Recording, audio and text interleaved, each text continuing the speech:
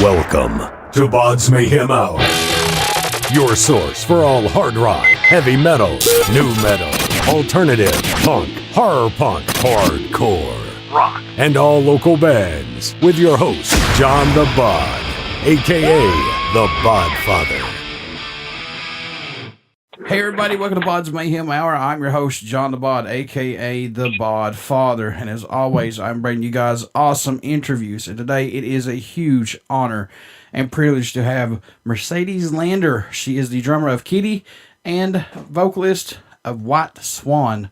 And we're going to be talking about Kittie's documentary film, Origins and Evolutions, with a 20-year live album. And I'm pretty excited about this because I've been a huge Kittie fan for a very long time. And, awesome. Let's just jump right into this. What's impressed or excited you the most about making this documentary, Mercedes, and the live album? Let's talk about that a little bit. I think with the documentary, it was we didn't expect it to be this slow of a process. We expected it to be like, oh, we'll take a year and we'll make it. And then 4 years later, the documentary came out. So I'm very impressed with the fact that it took this long. Like, wow, I had no idea how long it took to make a movie. So, yeah, like crazy. But other than that, I mean, it's the live album. We went back and found all of our, I guess, archival recordings, some which were actually even done in mono, which is interesting. Yeah, we just gave them to our friend Siegfried, and he downloaded them all, and then we kind of just took it from there and picked the best of the best that we had. And then we also took some recordings from the show that we did in October, which was kind of nice as well. And we put them all together and made that really awesome live album, kind of a career-spanning live album with songs recorded in like 2000, 2005, I think, and then 2018, some in 2011 as well, I think, or 2010. So, yeah, like pretty career-spanning as well. Not giving away too much stuff about the documentary, but are we going to be seeing stuff in here that could shock Kittie fans possibly that, hey, we didn't know that about you guys? Of course, yeah. I mean, for the most part, I think throughout our career, we were pretty tight-lipped about what kind of was going on behind the scenes. We really didn't talk about a lot of that.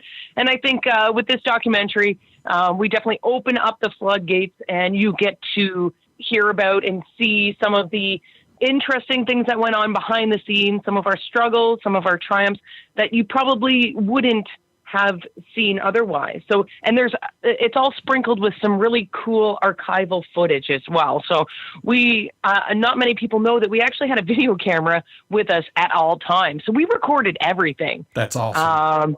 Yeah. So there's plenty of interviews and updated interviews from most people. And on top of that as well, we've got some really cool archival footage. You know, why wouldn't you have a camera with you at all times if you're a band like that? I mean, honestly, if you're on tour and doing what you love and plus a national band, that's a must in my book. You have to have a video camera with you. Oh, for sure, for sure. And not to toot my own horn, but I did most of the recording. So. If it wasn't for Mercedes, this shit would be going down, folks. Yeah, of course, right? So it's been 20 years since you formed Kittie with your sister Morgan and original bandmates Fallon Bowman and Tanya Candler, and I hope I pronounced her last name correctly. Yep. At that time, what was you wanting Kittie to achieve or goals you had set out possibly when you guys started forming this band?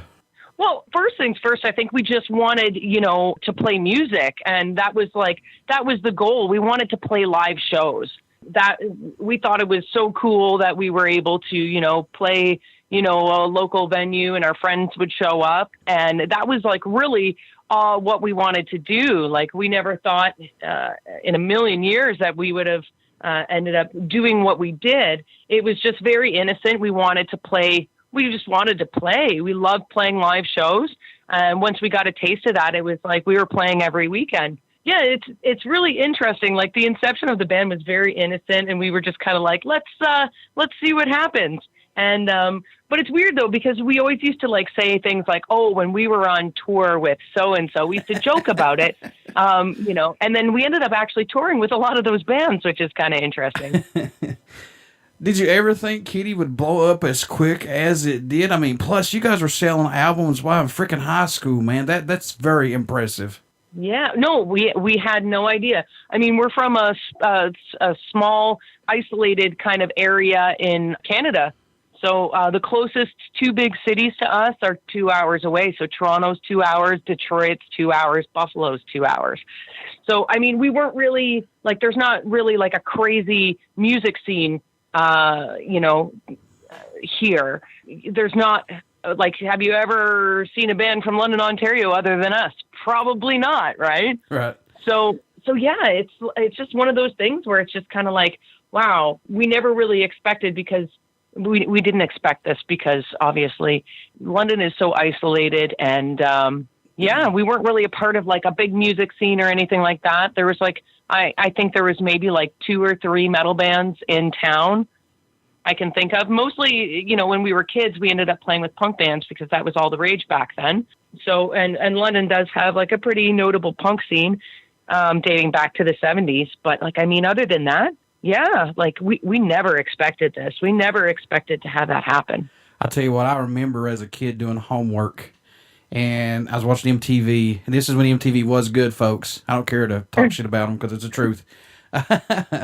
But I remember them playing Kittie's Spit, and I was like, oh, shit. And, or Brackish, I'm sorry, it was Brackish. And I was like, oh, man, this is really good. Oh, nice. Yeah, it was really cool. Really cool. I was really impressed with you guys at that time when you guys first came out. And I got to say this before I forget. I absolutely love the song I Got What I Always Wanted. That song. Okay, you love what I always wanted. Okay, cool. Yeah. I always get the names mixed up, but I'm telling you what, that song resonates with me, man, because it's just heavy, and it to me it's brutal. Good. I'm glad you like it. That's awesome. Yeah, it's good. That right there is way, in my opinion, music for heaviness should sound like. Should be that heavy. Oh, cool. Kudos to you guys. Awesome. Well, thank you. At that time when alternative grunge and new metal was really taking off, do you think Kittie was that breath of fresh air that metal needed at that time? You know, the kick in the ass, possibly?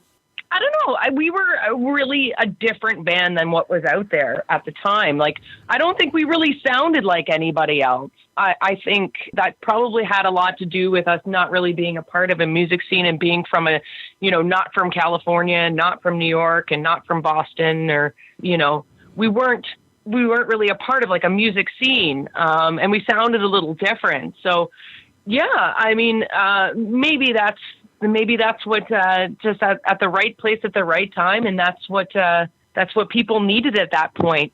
Now, I got to see you guys at Ozfest 2000, and that was in Columbus, Ohio. How huge was this for Kittie to be on this music festival, you think? I think Ozfest was like the apex of us realizing kind of what was going on, like how things were exploding. And we kind of like figured it out, you know, like, oh, wow, okay, so this is what's happening. Because, I mean, we had done like European festivals with big crowds and stuff like that, but to be actually on the festival and like co-headlining the second stage, it kind of was like, oh, wow, I can't believe that this is happening. I think that was a really important thing for us as a band. We really kind of came into our own. We had played a lot of shows before that, but having like 15-minute set changes and a rotating stage really, and, you know, I think we had a 25-minute set or a 30-minute set or whatever. I think that really got us to become a well-oiled machine. Yeah, for sure. And I mean, Ozfest, that's the pinnacle to me of festivals back in the day, for sure. Yeah, for sure. And you know, and plus you guys played several Ozfests, not just one. I think you guys played, what, 2 or 3? Is that right? Yeah, we did Ozfest Europe as well in 2003. So now you have played in several other bands. However, how was it going from drummer of Kittie to vocalist of White Swan and being out in front? I mean, how did you transition this? Was this okay with you, or were you just kind of a little timid? It's weird because I always liken it to being a drummer pretending to be a guitar player, pretending to be a vocalist. That's the only way I can describe it. It's weird for me. Still, I'm always used to having having my drum kit in front of me as something I can hide behind. So it's a little different for me. It definitely feels weird at points. But again, when the music's playing, it doesn't really matter. It's just, those spaces in between where I have time to think and I'm like, oh God, this is weird. But yeah, that band it just kind of made sense for me to do that and to be a front person, because playing drums and singing is really hard. But I play drums on all the recordings and stuff like that. And, it was just another outlet for me, because I continuously write songs, and I had all these songs that I needed to use, and they got used eventually. Well, you do good with your vocals with White Swan. I think it's pretty good, actually, with that sludge metal deal. I love it, actually. Thank you. Well, we're probably going to be putting out a new EP shortly. I think we're talking about going into the studio next month, so. Oh, good. That's awesome. That's really awesome. Yeah. What about Kittie? I was going to ask that too. Could we see some music from Kittie, possibly a new album down the road, maybe? Well, I think you're going to have to watch the documentary. Okay. But yeah, you never know what's going to happen with us. We are always, we've always got something up our sleeves. Fair enough.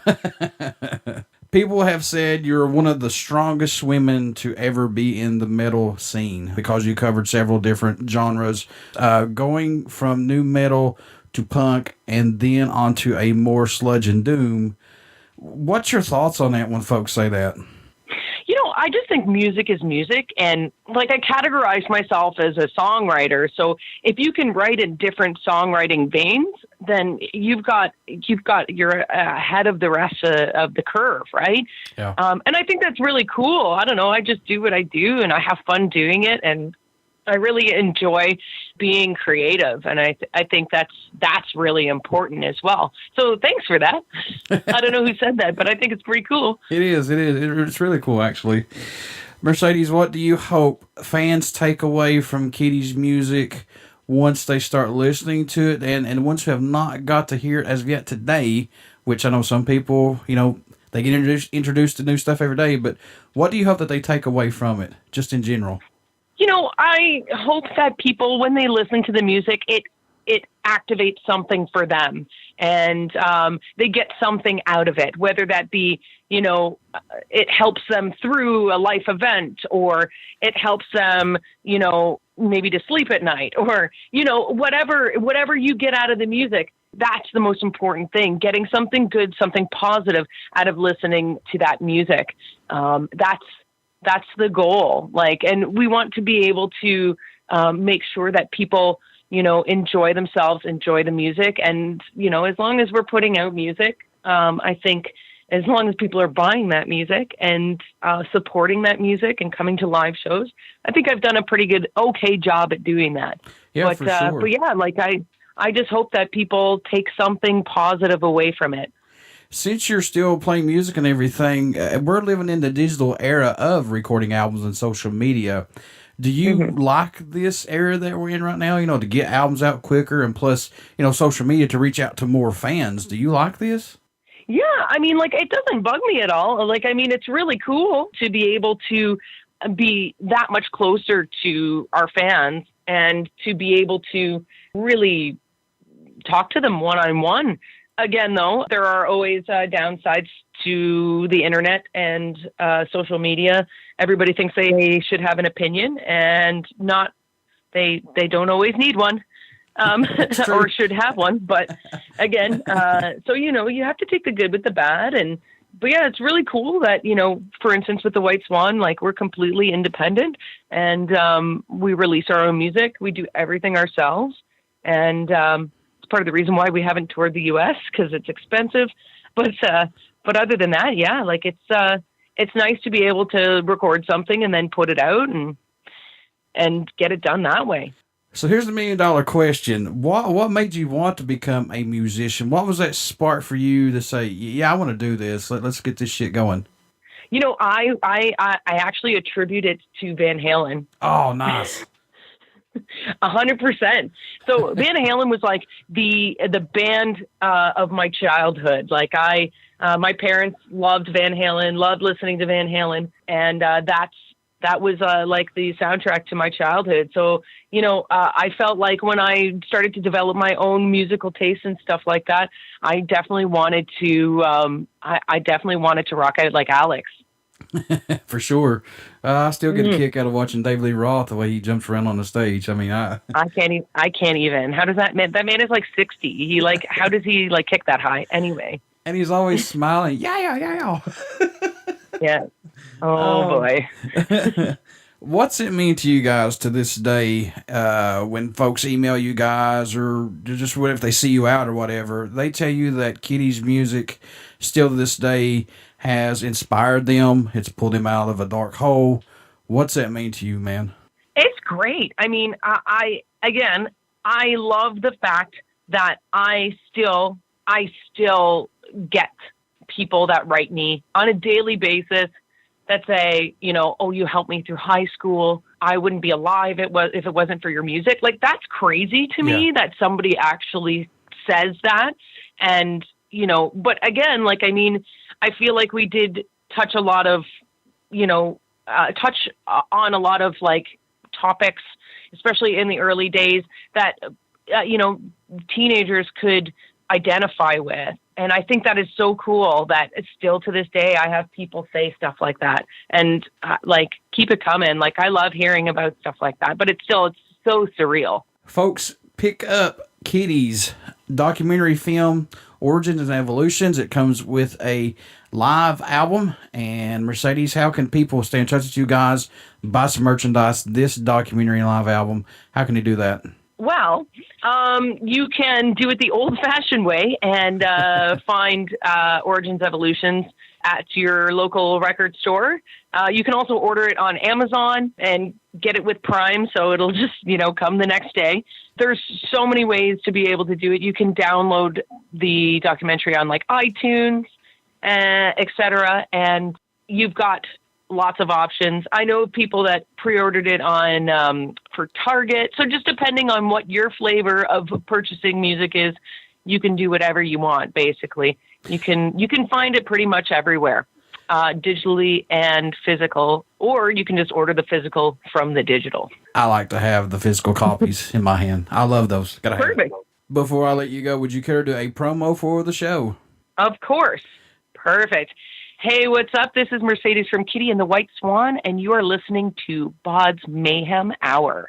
Everybody stick around. We got some great music coming up, and you only hear these interviews right here on BODS Mayhem Hour and BODS Mayhem Radio Network. Thank you so much, Mercedes. Cheers. You have yourself a great one. Thank you. You too.